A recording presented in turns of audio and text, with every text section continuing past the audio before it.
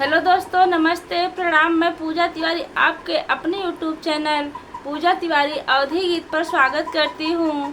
दोस्तों, आज हम आप लोगों के लिए एक सोहर लेकर आए हैं। आप लोग वीडियो को लास्ट तक देखिए। पसंद आए तो लाइक, सब्सक्राइब, शेयर और कमेंट ज़रूर कीजिएगा।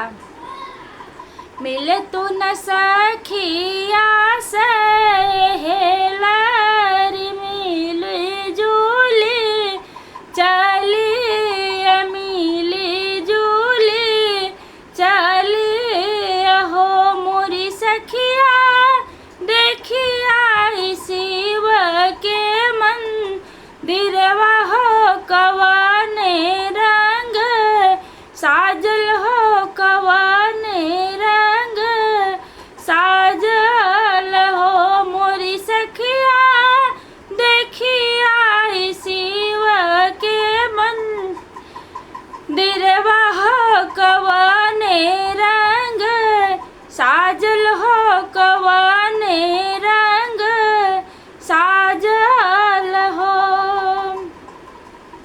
सोनवा के ओन के मंदिरवा हो रूपवा के छाजल रूपवा के साजल हो मोरी बहिनी पूजवा करत महा देवत फूल छित रावल फूल छित रावल हो।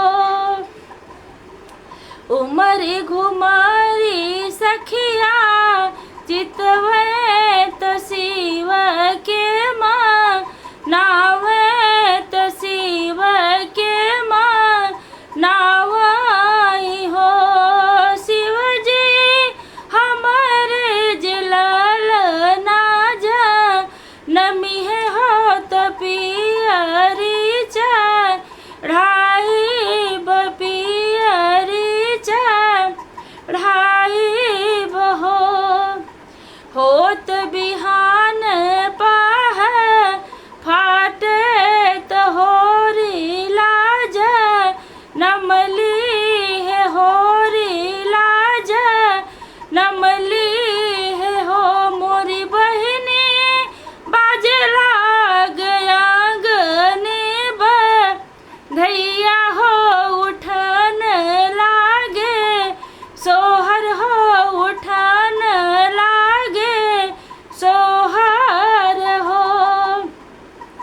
मची यही बैठली सासू तो बहू अरिया रजकर बहू अरिया रजकर हो मोरी सासू शिव जी के मान लिपि यरिया हो पियरिया हम चढ़ाई हो पियरिया हम चढ़ाई हो।